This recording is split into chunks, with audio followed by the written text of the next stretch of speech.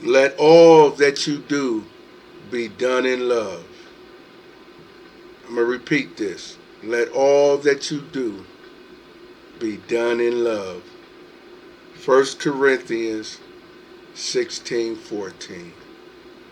Let's do it!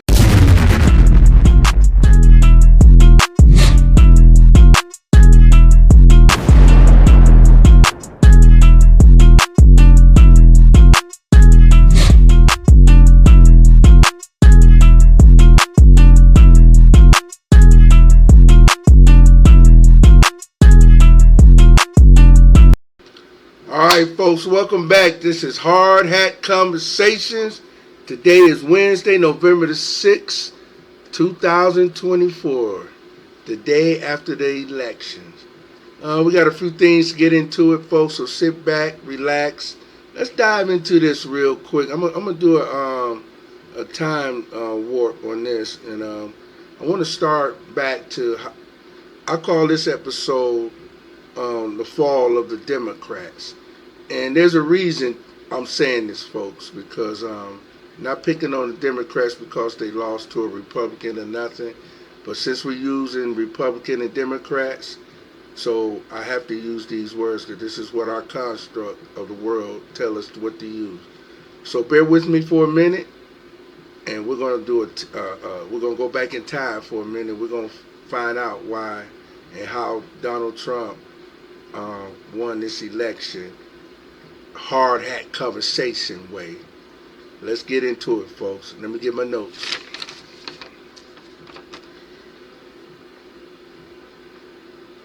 Obama got elected, 2008.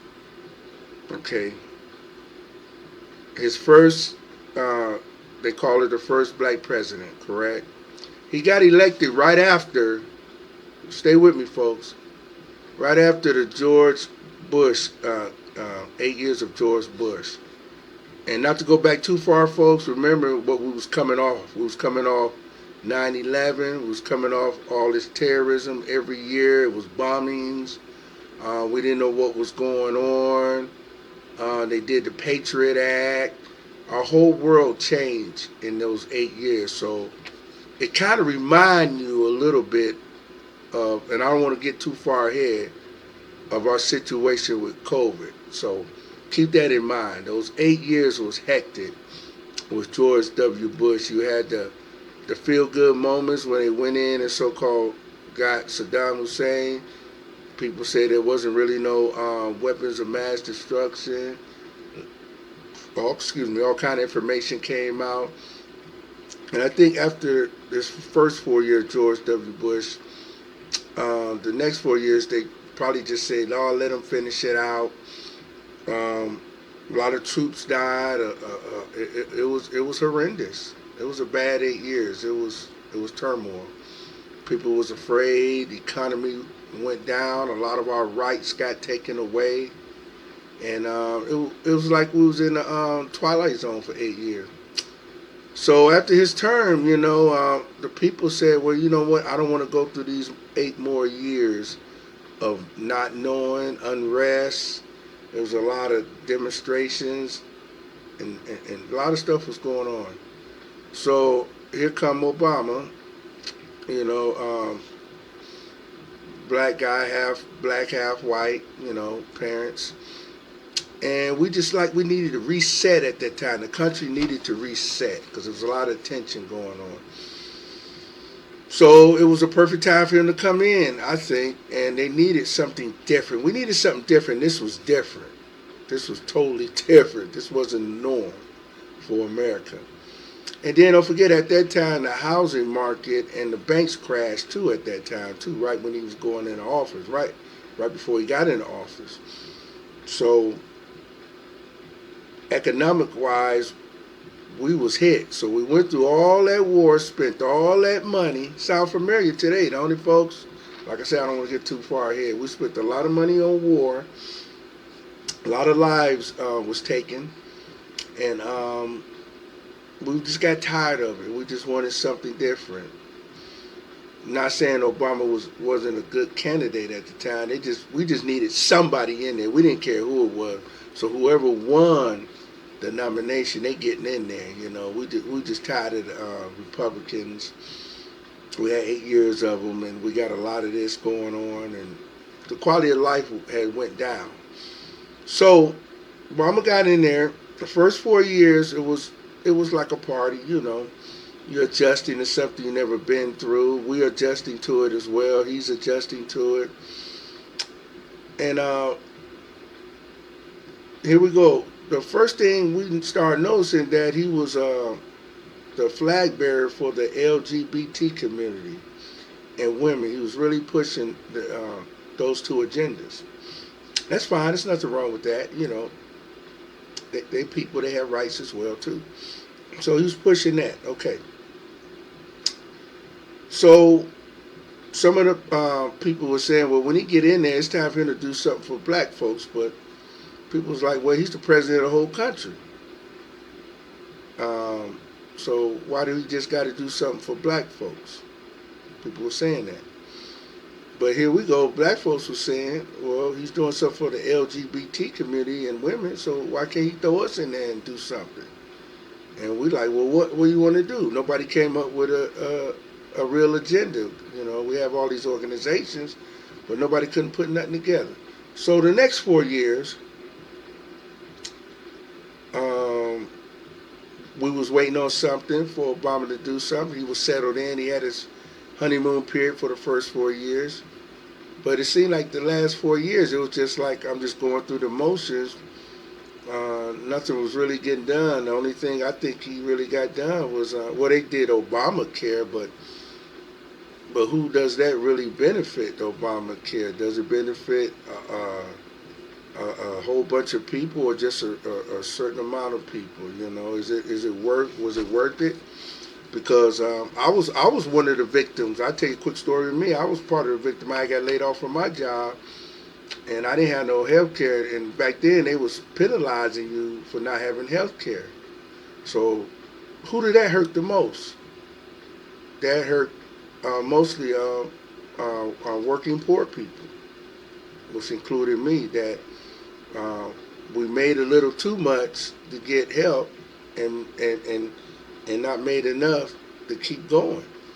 So we got penalized, and I remember I actually got a bill for I forgot what the act was called, but at tax time, you know, you had to send in your paperwork to prove that you got health insurance. You know, we never did that before.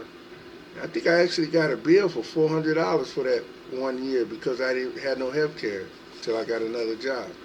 Isn't that crazy? That's crazy. So that's the only thing I can think of. Oh, and one more other thing. I think he killed Bin Laden, even though we never saw pictures of it or anything, but we was told that they got him, the 9/11 guy. So after that, you know, then it was time to elect the new president, and Donald Trump came on the scene with Hillary Clinton. And I think the same thing happened with George Bush. After the 8 years, you know, we bailed out the banks in Obama era. You know, the economy was still down in the dumps. It wasn't great. The working poor class didn't get any breaks. You know, it's like nothing was done in those 8 years to help the people that put you in the office. So here come Hillary, and nobody wanted that old news. They figured she was old news, and she had a lot of baggage with her, and a lot of stuff people didn't like. So, because she was in office with her husband, she was the first lady. So people said we wanted something new again after 8 years. The cycle began again. So here come Donald Trump, well-known, rich man, very popular with everybody. Everybody loved Donald Trump, you know. A lot of people didn't hate him at the time. So he came in charismatic, everything, you know, say he's going to make America great again and do all kind of stuff, you know, bring back jobs. That sounds good to the working class poor. Close up the border a little bit. That sounds good. That's less resources that has to go out. Less competition for jobs. That sounds good for the working poor. And and other things, tax cuts. You know, a lot of people with businesses, small businesses, they like tax cuts. You know, they love tax cuts because hey, I don't make a lot of money, but I like to have my taxes cut. You know, I don't know about you guys and girls, but I do. So he got in. He beat Hillary Clinton. So the first 4 years, almost the first 2 years went good. My 401k was doing well. It seemed like everybody was getting somewhere. You know, it's like we was healing. You know, after the collapse of the housing market and the banks. So everybody was healing, and then all of a sudden, boom, COVID came in. And then we went back in another depression type mode, you know, where they did all these lockdowns. A lot of businesses went under, restaurants, all kind of businesses. You know, people's livelihoods was destroyed. Entrepreneurs, because you couldn't go nowhere but to the grocery store and to the hospital. The hospitals and the grocery store made millions. They got good because all we doing was eating and watching TV. Netflix went up, all kind of stuff. So it was a sad time again. It was like close to 9/11 again. It was gloomy at that time, and they really enforced these laws. They really trapped us. Like, man, is this a democracy or what? And then they got into it where they gonna say they're gonna make you take a shot, you know, and people was protesting that and said they should volunteer, but then other people were saying no. If you don't take the shot, other people gonna get sick and die. So it was fear mongering you and also threatening you. People was losing their jobs, their livelihoods, and we were like, man, what's going on? What happened to this America? So, you know, they had that fear mongering stuff going on. And of course, then they did the Russia thing with Donald Trump and saying he's doing this and doing that. They just basically hated him. You know, he said some offbeat things that people didn't like. He said a lot of things that people would say behind closed doors. You know, some of the things that we do ourselves, including me, would say behind closed doors, not in the open. But he would say some of the things out in the open. And people didn't like him, and so he lost the presidency, I think, because people didn't like him. Not because of the economy, not because of COVID, not because of none of the other stuff, but just because they just didn't like it. You know, sometimes we let our feelings get in the way and think that everybody's got to be perfect, and we forgot about the president. We want to elect the president on his policies.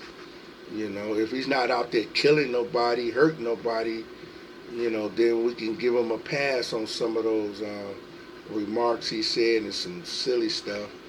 But we basically vote on economy and stuff. That's what we used to do. So we do like to have a good, popular president, but sometimes that don't happen. Sometimes we have boring ones, and sometimes we have real engaged ones, you know.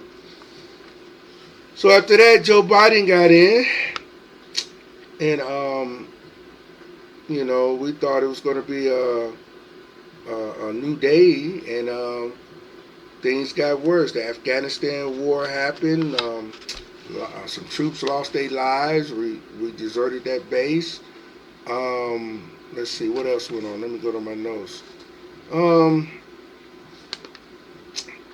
We started opening up our borders on the get go. They really was opening up this time. Before they was having a hard time. They would sneak some over, but when Joe Biden came in, he really opened them up, and seemed like he just didn't care at the time. Just let them come on through. He offered free college. I think a lot of people, pay off your college debt. I think that touched the nerve on a lot of taxpayers and a lot of ex-college students that had to struggle and pay for that stuff. You know, I think that bothered them as well. You know, he also was talking about affordable housing.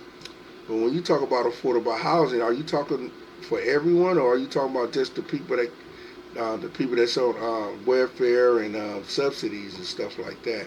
Because the working poor, without Well, you probably know this, Joe Biden, but the working poor and the so-called middle class, which is the working poor, we fund those programs with our tax dollars. And again, here I'm going down this. The reason I'm going through this is to show you that I'm going to get where I'm going, folks. Stay with me. Stay with me. The reason I'm going down through this is because poor, the working poor, which is the middle class, was a family of four. I looked it up on where did I get that off of? CNBC? No, the U.S. Census Bureau in 2024. Actually, if you make $70,000, I repeat, $70,000 with a family of four, you consider middle class. Look it up, U.S. Census Bureau. Folks, that's not middle class. That's working poor. You feeding four people off of $70,000. We're not going to even get all the way down into it, but we're not going to even. I'm not a math major, but you know you ain't getting 70,000. That's tax right away. Then you got everything that you buy is tax, folks.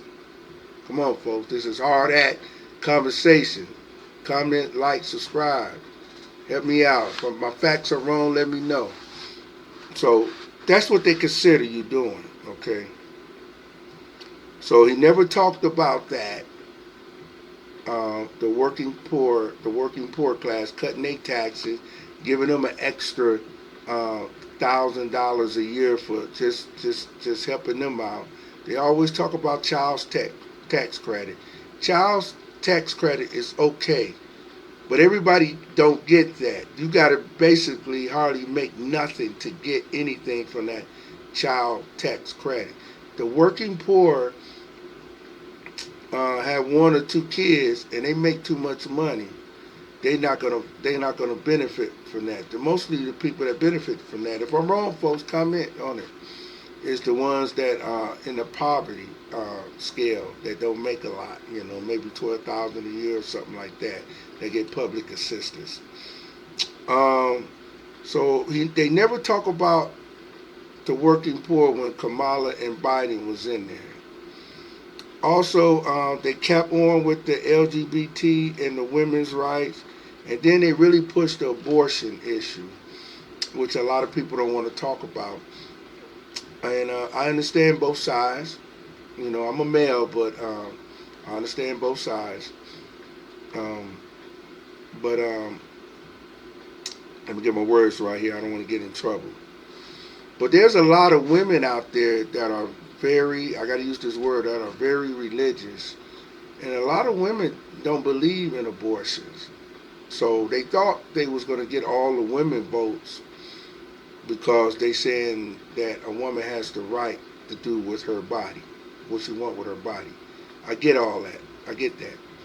But a lot of religious women don't like that abortion type thing, you know, where some of them feel if you just had one of the one night stands and you accidentally have a baby, you get pregnant, you just go and take a pill or just have an abortion like it ain't nothing like that. A lot of people don't like that. They can understand that the other stuff where somebody get raped or harmed and stuff like that. Those are considered severe cases and probably be an exception, you know, to some people. Some people say no, but some people say yeah, that's okay. So they went on all those issues and thought all women would vote for that. But there's a lot of women that like families and they're not down with that. They'll probably say, you know, adopt a kid out or something, give it to a family member or something else. They just feel like the religious teachings tell them they shouldn't take a life. And then I'm going to keep going down. Here I go. I'm going to the next one, folks. I'm coming to the end. Stay with me. I'm gonna read you these three key ingredients that I think that hurt her in her election this year and helped Donald Trump out. Black men, Latino men, and white men. And when I say white men, all three of those are working poor class. Factory jobs, those jobs make 50, 60, 70, 80,000, stuff like that, or what other jobs, city jobs, work for the water department, those type of jobs, electricians, whatever, They got fed up because a lot of them got mortgages, family, children and stuff like that, and they getting taxed on everything, and nobody's talking about them.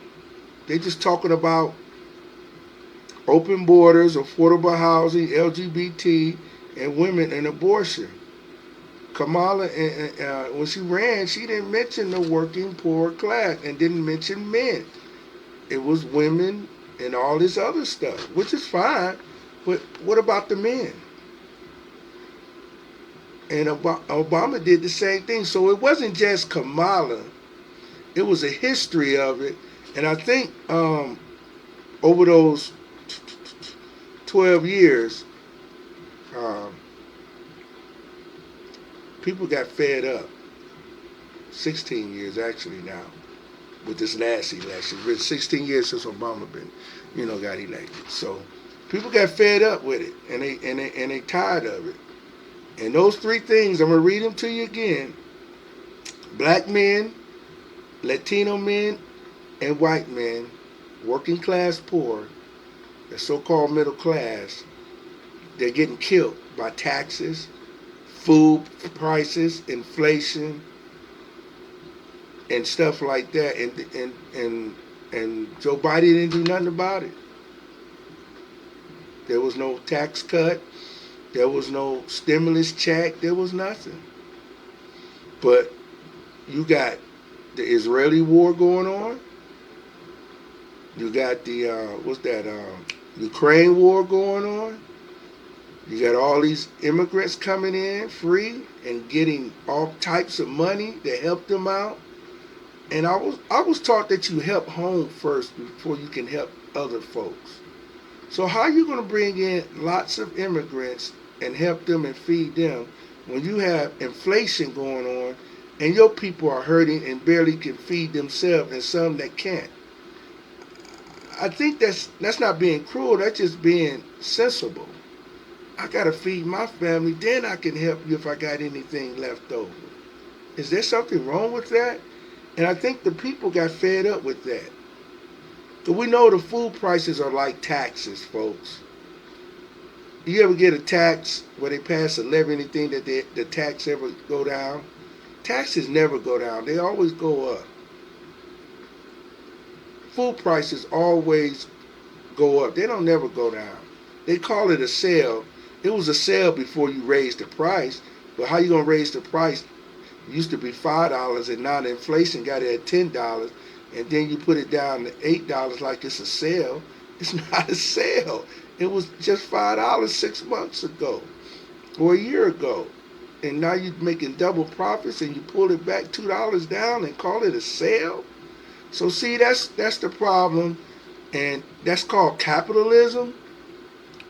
You can call it gouging, whatever, but if people willing to pay that, that's what's going to happen.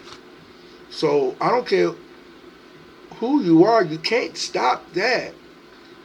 But a president can come in and start helping other business create some jobs, and then we can put pressure on making them pay us more. But you know what's going to happen with that, though? All they're going to do is raise their prices and pass the buck on to you.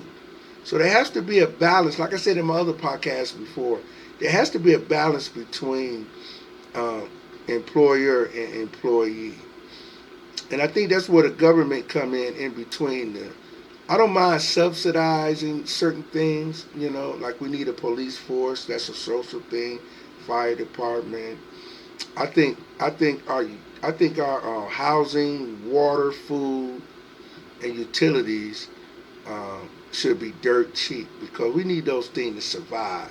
Now, if you have a car, computer, cell phone, those are extra luxury things that we can get by without in some cases. Actually, today, in some cases, we can't get by without a car, because we got to go to work. And they have point systems at the jobs and things like that. So an employee and an employer, they have to come together, and that's where the government should step in and be like a what they call that, man. I can't even think of the name of it. The middle person. Help me out, folks. And work on some things like that. So I think that's why Kamala lost the presidency. Part of that was that I told you folks all the way down. So it's not just a one thing; it's a many of things, and it's all not just because of her. It's because of the Democratic Party and the way they ignore working class poor.